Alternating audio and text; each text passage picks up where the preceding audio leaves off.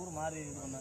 அதே மாதிரி வந்து அதில் அனுபவத்தில் போய்கிட்டு இருக்கவங்க வந்து ஒருத்தவங்களும் ஒரு மாதிரி வைத்தியம் பண்ணியிருப்பாங்க. இப்போ கழிச்சலுக்கு வந்து நான் தயிர் மஞ்சள் கொடுக்குறேன் அப்படின்னா ஒருத்தனை தயிர் மாசிக்காய் கொடுப்பாங்க, ஊமத்தாங்காயின்னு சொல்கிறாங்களே, ஊமத்தாங்காயை சுட்டு அந்த காய் கொடுப்பாங்க.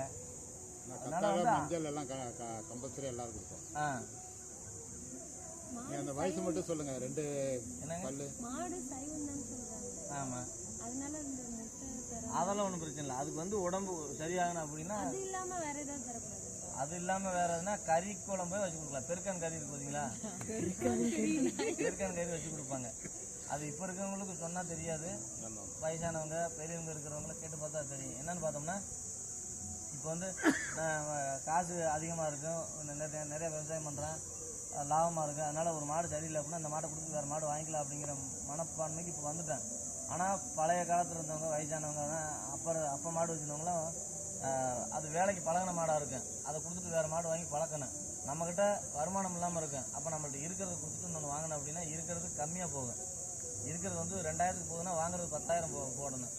அப்போ அந்த மாதிரி அதிக முதலீடு போட்டு வாங்க முடியாமல் இது பண்ண முடியாமல் பார்த்தோம்னா இந்த மாதிரி வைத்தியம் பண்ணி அந்த மாட்டை தேத்தி கொண்டு வந்துடலாம், சரி பண்ணிடலாம் அப்படிங்கிற ஒரு இதில் வைத்தியம் பண்ணுவாங்க.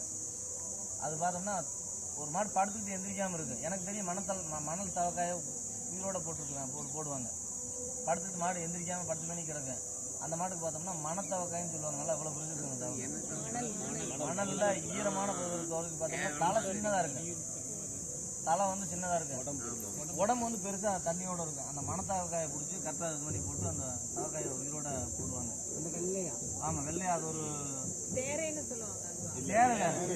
தேரை வந்து சின்னதாக இருக்கு, தாவரத்தோட இது அதிகமாக இருக்கு. இங்கேருந்து தாண்டிச்சுன்னா உங்கள்ட்ட அவ்வளோ தூரத்தில் கூட தாவர மாதிரி இருக்கு. அந்த தவக்கை வந்து அது மாதிரி தாண்டிலாம் போகாது. தலை சின்னதாக இருக்கு, உடம்பு வந்து அகலமாக பெருசாக இருக்கு. அந்த தவக்காய் வந்து மணத்தவக்கை கொடுப்பாங்க. அப்படி மாட்டை படுத்து மாட்டை எழுப்பிடலாம், தேத்திடலாம் அப்படின்ட்டு. அதே மாதிரி வந்து ரொம்ப இழைச்சி போய் மாடு இதாக இருக்குது அப்படின்னா அதுக்கு வந்து கடைச்சரக்குன்னு சொல்லி சீரகம், மிளகு, வெந்தயம், வெள்ளைப்பூண்டு இது மாதிரி வாங்கி இடித்து உருண்டை போடுறது எல்லாத்துக்கும் அதை தெரியாது. அது அந்த வைத்தியம் பண்ணுறவங்களுக்கு மட்டும் தெரிய இடித்து அவங்கள்ட்ட போனால் தான் அந்த மருந்து வாங்கிட்டு வந்து கடைச்சரக்கு இடித்து கொடுப்பாங்க அப்படின்னு சொல்லுவாங்க. அது மாதிரி வாங்கி போடலாம். அடுத்து பார்த்தோம்னா அது மாதிரி ரொம்ப இதாக இருக்கிற மாடு, இறைக்கிற மாடு, உழவு போகிற மாடாக இருந்ததுன்னா பெருக்காக இருக்குது பார்த்தீங்களா, நம்ம வயலில் பெருக்காக இருக்கும்ல, பெருக்காக பிடிச்சி நல்லா அதை வாட்டி சுத்தப்படுத்தி நம்ம குழம்பு வைக்கிற மாதிரியே குழம்பு வைப்போம்ல அது மாதிரியே அதுக்கெல்லாம் நிறைய சரக்கு, சீரகம், வெள்ளை பூண்டு, மிளகு இதெல்லாம் போட்டு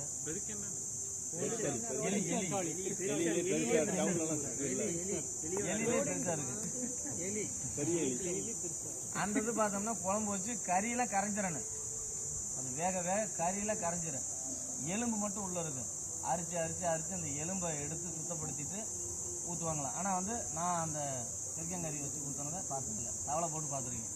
அந்த குழம்பு குடிச்சு ஒரு தடவை 2 தடவை குழம்பு வச்சு ஊற்றிட்டோம் அப்படின்னா அந்த மாடு வந்து உடம்பு ஏற ஆரம்பிச்சிடும்.